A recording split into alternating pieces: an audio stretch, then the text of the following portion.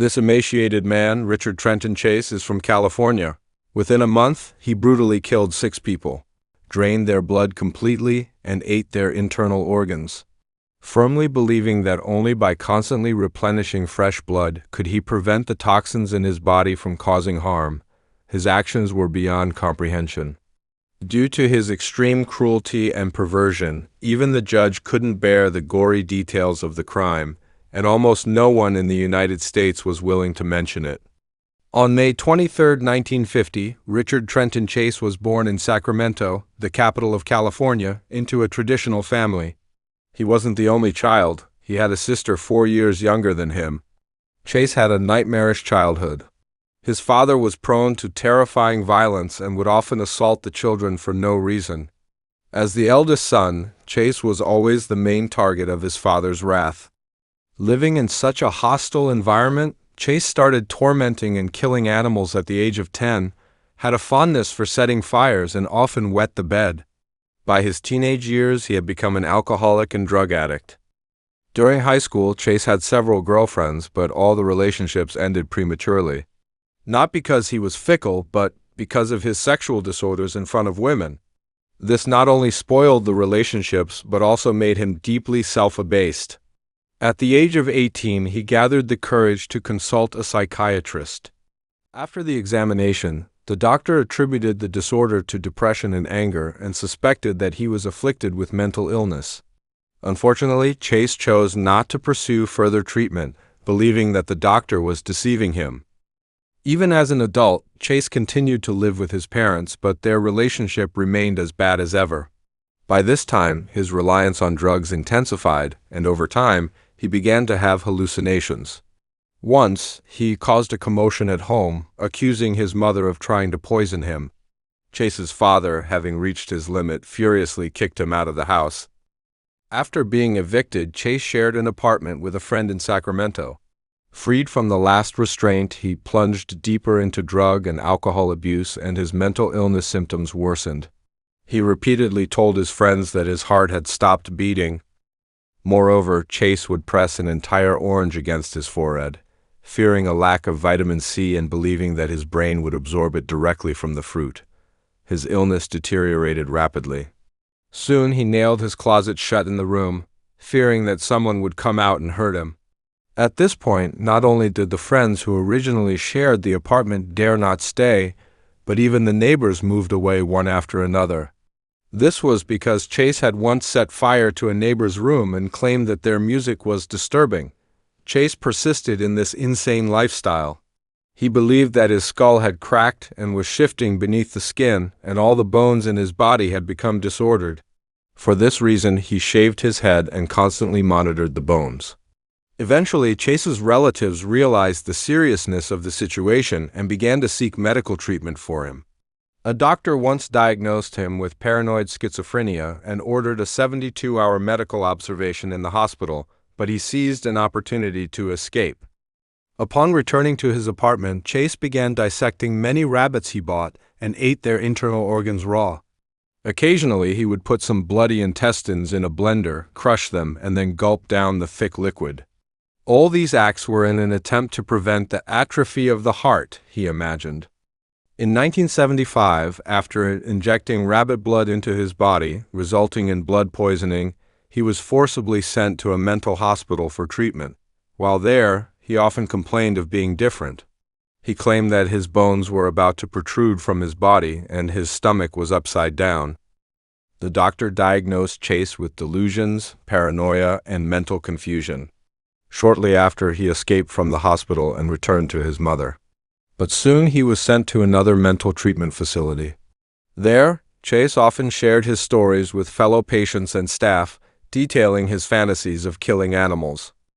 Hospital staff confirmed that during Chase's stay, blood was once found around his mouth. Some said that Chase caught 2 birds by the bedroom window, immediately bit their necks, and sucked all their blood. This is a typical case of hemophilia. Subsequently, the staff gave Chase the chilling nickname, Dracula. During supervision, Chase once disclosed that he had a strange experience, being kidnapped from school by a Nazi criminal organization during high school and implanted with a poisonous bug in his body. However, after the doctor increased the dosage of his medication, Chase's condition stabilized and was diagnosed by the doctor as no longer posing a threat to society. In 1976, at the age of 26, Chase was discharged from the hospital under the guarantee of his parents. After discharge, Chase still needed to take medicine regularly to maintain the therapeutic effect. Nevertheless, Chase's mother thought he no longer needed those antipsychotic drugs and secretly stopped giving them to him. Returning to his apartment, Chase's condition not only did not improve but worsened further. He continued to capture and torture small animals, drinking their blood. Once, he sneaked into a neighbor's house, stole their pet dog, tortured and killed it. Unsatisfied, he even called the neighbor to recount his evil deeds in person. At the same time, Chase became obsessed with weapons. He bought several pistols and began practicing shooting. Having learned about the hillside strangler, who tortured and killed young girls, Chase not only regarded him as an idol, but also firmly believed that he, like the hillside strangler, was a remnant left in the world by Nazis and aliens and was a victim of conspiracy theories. Obsessed with killing, the once tall and handsome Chase began to neglect his appearance. He didn't take a bath, didn't brush his teeth, and rarely ate normal food. He preferred to eat the raw small animals he had killed. Standing at 1.8 meters tall, he weighed only 66 kilograms, looking very weak. One day in July 1977, Chase arrived at his mother's house and threw a cat's corpse on the floor. Then, in front of her, he screamed while smearing the remaining blood on his face with his hands. But after witnessing this series of crazy acts by her son, his mother remained silent and calmly turned and went back to her room without saying anything. On August 3, 1977, the police in Nevada were patrolling near Pyramid Lake when they discovered a suspicious Ford sedan equipped with 2 pistols, a pile of clothes, and a large bucket filled with blood and internal organs. Subsequently, the police found the owner of this Ford sedan Chase on a nearby beach. At that time, he was naked and covered in blood. When he saw the police, he turned and ran but was immediately chased and caught by the patrol officers and taken back to the police station. Facing the interrogation, Chase claimed that all this blood oozed from his own body. The police, through testing, determined that both the blood and the internal organs were indeed from a cow. Since the victim was not human, the police had to let Chase go. The police officers handling this case at that time could not have imagined that this would be their last chance to prevent this serial killer from committing more atrocities. On December 29, 1977, 27-year-old Chase committed his first murder. The victim was named Ambrose Griffin, a 51-year-old engineer and the father of 2 children. When Griffin was killed, he and his wife had just returned home from the supermarket and were in the process of moving things from the trunk of the car into the house when Griffin suddenly collapsed. At first, Griffin's wife thought it was a heart attack, but later learned that her husband had been shot. According to Griffin's son, he once saw a neighbor holding a pistol near the street. Subsequently, the police detained Griffin's neighbor, but soon after ballistic testing, it was found that the pistol held by the neighbor did not match the one used to kill Griffin at the crime scene. The real murderer was someone else.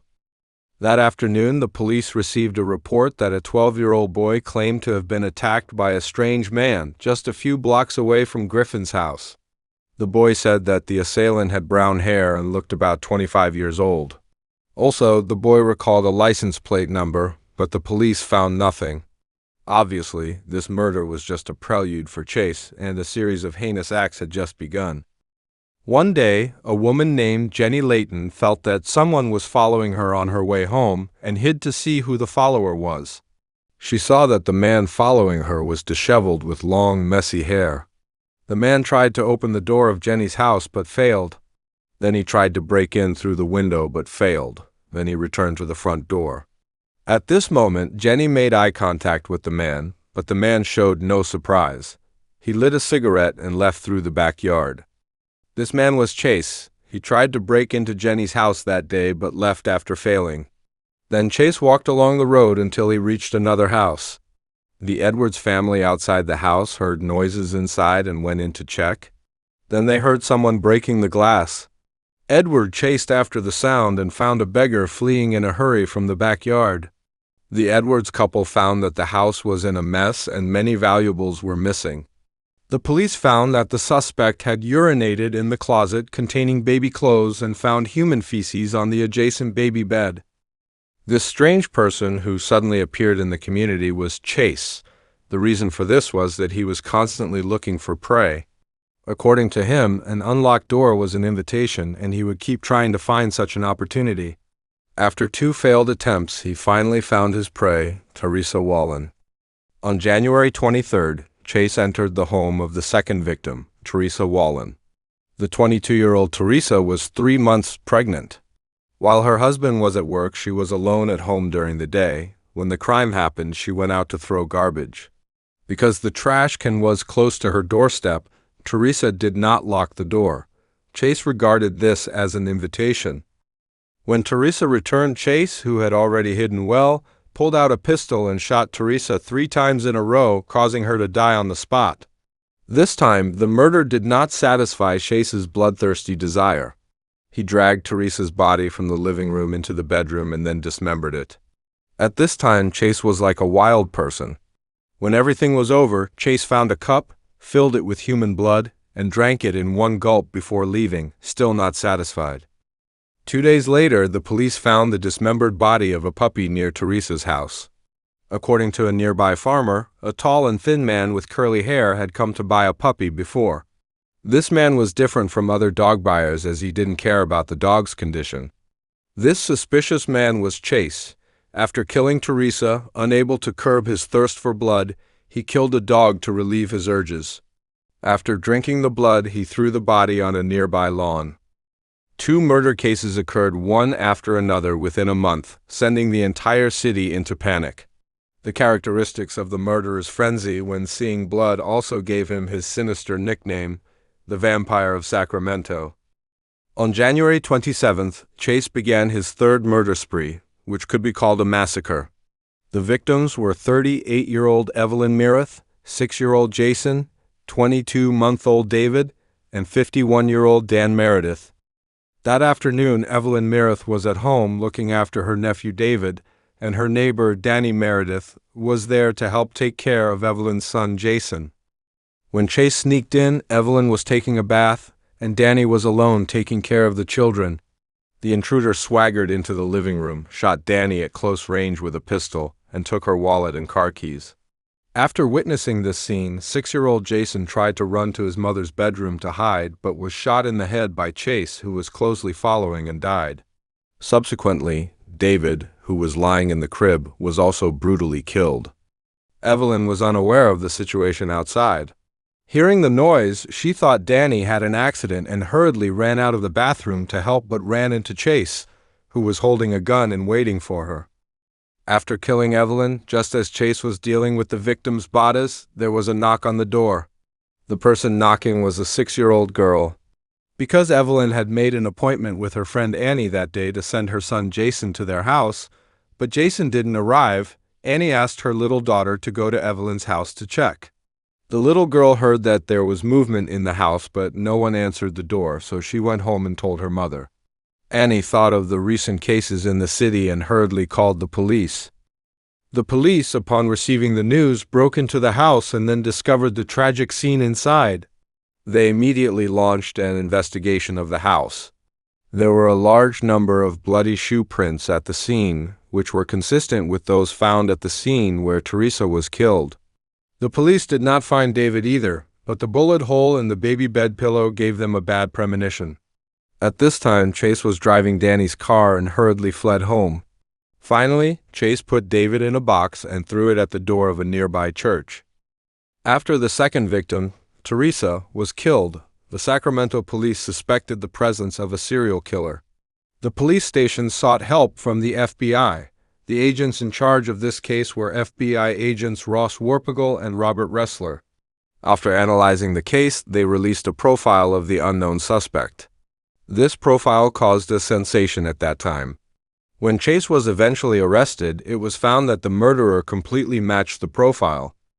The unknown suspect is an out-of-control serial killer, a white male about 25 to 30 years old, who may have schizophrenia or a history of drug abuse. He is slovenly, tall and thin and malnourished. He does not plan the murders in advance. He doesn't care about leaving fingerprints or footprints at the scene. He doesn't try to cover up the crimes, indicating that he may even go out in bloody clothes during the day. That is, he doesn't consider the consequences of his actions. His residence is very messy and he lives alone. He is a lonely person. He may earn a meager salary or be unemployed. Considering his mental state, he may receive welfare benefits. Because the residences of several victims were very close, it can be inferred that the murderer has no means of transportation and commits crimes by walking. In fact, he once stole Danny's car, which indicates that he may live nearby, and he is likely to commit crimes again until he is arrested. We must take action immediately. After releasing the profile, the police visited the nearby residence. Many people said that they had seen a white man in his early 20s driving Danny's car, but they could not provide more detailed information to help the police pursue him. It wasn't until 5 days later that a woman named Nancy Holden contacted the police, saying that a man she knew was very similar to the profile released by the police and was likely to be the murderer. Nancy said that she was shopping in the supermarket that day when she met a man not far from Teresa's house. This man seemed to want to talk to her, but she wanted to avoid it but failed. Then the man came forward and said to her, "Were you on the motorcycle when Kurt died?" Nancy was shocked. Kurt was her ex-boyfriend who died in a motorcycle accident several years ago. Who was this man in front of her, and did he know these things? Nancy looked at this man and became more and more familiar. She asked, "Who are you?" After getting the answer, Nancy remembered that Chase was her high school classmate. But the Chase in front of her was unkempt, wretched, and had a scruffy beard like a tramp. After graduation, Nancy once heard from her classmates that Chase was taking drugs. Nancy didn't believe it at first. Now it seems that these rumors are true. Chase's dirty appearance and rude behavior disgusted Nancy. She wanted to leave here as soon as possible. So when Nancy checked out at the counter, she paid the bill first and went out. But Chase followed her out of the door and followed her all the way to the parking lot. Nancy was very scared. She sat in the car, locked the doors and windows tightly, and stepped on the accelerator and drove away quickly. A few days later, Nancy saw the suspect's portrait released by the police on TV, and a witness confirmed that a suspicious man in an orange coat appeared nearby at the time of the crime. Nancy suddenly remembered that when she met Chase before, he was wearing an orange coat. Realizing that all this was no coincidence, Nancy decided to call the police. Following this clue, the police found that Chase had bought a .22 caliber pistol in December 1977 and ammunition on January 10, 1978. During the background investigation, the police also found Chase's history of mental illness, an accusation of illegally possessing weapons, and a series of records related to drugs. All of this was consistent with the FBI's profile. The police and the FBI immediately rushed to Chase's house. At this time, Chase was at home, but he refused to let the police in. The police could only lie in ambush nearby and wait for Chase to go out. Chase might have expected that such a day would come sooner or later, but he didn't expect this day to come so soon. In the evening, Chase walked out of the house. He was carrying a box in his hand, stained with blood. Not only that, Chase's orange coat and shoes were also stained with blood.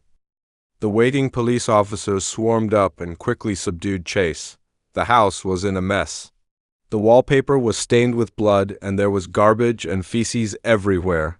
The floor, ceiling, refrigerator, and all the tableware were soaked in blood. There was a blender for making drinks on the table, and there was still congealed blood in it. After a careful search, the investigators found the murder weapon for the 3 murders, the .22 caliber pistol. But Chase still quibbled, claiming that the pistol was used to kill dogs and the blood on the wall was also animal blood. The police immediately searched Chase, and after successfully finding Danny's wallet and car keys, Chase gave up struggling.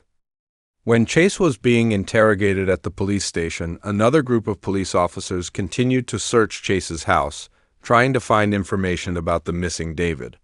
They found several pet collars on another table, but no pets were found at home. On his kitchen table, there were several diagrams of the human body structure from science magazines and some diagrams drawn by Chase himself.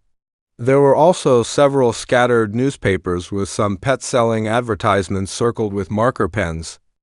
The police also found a calendar in Chase's house. On the calendar on the days when Teresa and Evelyn were killed, Chase wrote the annotation "Today," and the same annotation appeared on this calendar as many as 44 times. 2 months later, the police found David in a church. The body was in a box. Before the trial, Chase's lawyer, in order to avoid his client being sentenced to death, brought up the argument that Chase had a mental illness, claiming that the crimes he committed were unplanned, trying to reduce the charge to second-degree murder so that he would not be sentenced to death, but only life imprisonment. The lawyer team claimed that the client Chase had a mental illness and that the crimes he committed were also unplanned. But the prosecution said that Chase clearly knew what he was doing. He had the ability to distinguish between good and evil, and there was no coercive murder. The prosecutor compared Chase to a pervert. He said, "Obviously, Chase has read the novel Dracula and also knows about the legend of vampires and has heard of the claim that injecting the blood of ordinary people into his own body can heal himself. He wanted to prove that this is not just a legend." In 1979, the court formally tried the case. The prosecution presented 250 pieces of physical evidence, including the murder weapon and the victim's wallet and car keys, to prove that Chase was definitely acting on his own subjective will. Chase chose to defend himself in the defendant's seat. At this time, he weighed only 49 kilograms, with sunken eyes and dull eyes, looking very haggard. He said that he was in a semi-conscious state when killing people and admitted that he had drunk the victim's blood. Chase said that most of his life he had been discriminated against, and he attributed his series of murders to his inability to interact with people normally. On May 8th, the jury ruled that Chase was guilty of 6 counts of first-degree murder and sentenced him to death by gas in San Quentin prison. It is worth mentioning that during the waiting period for the execution, even gang members and other prisoners did not dare to provoke Chase for fear that they would be sucked blood. Not only that, some prisoners also kept persuading Chase to commit suicide. During his imprisonment, Chase talked to FBI agent Robert, who was in charge of this case. During this meeting, Chase talked about his fear of Nazis and aliens. He claimed that although he killed many people, it was not his fault. He just killed them to protect his own life. He also said that if he didn't do this, the toxins in his body would attack, and anyone in his position would make the same choice as him. Chase also talked to Robert about a soapbox effect. Robert asked what the soapbox effect was. Chase said, "When you open your soapbox, if the soap is dry underneath, then you are a normal person. If it is sticky underneath, it means you are poisoned. Your blood will slowly dry up, and the toxins in your body will also corrode your body." On the morning of December 26, 1980, the day after Christmas, the prison guard who conducted the routine inspection found Chase lying on his bed, breathing evenly. Around 11 a.m., Chase was still lying in bed, but this time he was motionless and had no response at all. When the guard entered the cell, he found that Chase had no breath. Later, after the autopsy, it was determined that the cause of Chase's death was an overdose of medication. It turned out that in the past few weeks, Chase had saved the antidepressants given to him by the doctor every day and deliberately planned this suicide. Chase once expressed concern that his heart would shrink day by day. The forensic doctor said that his heart was no different from that of ordinary people. At the age of 30, Chase chose to end his life in this bloodless way. He finally didn't have to worry about being controlled by the Nazis.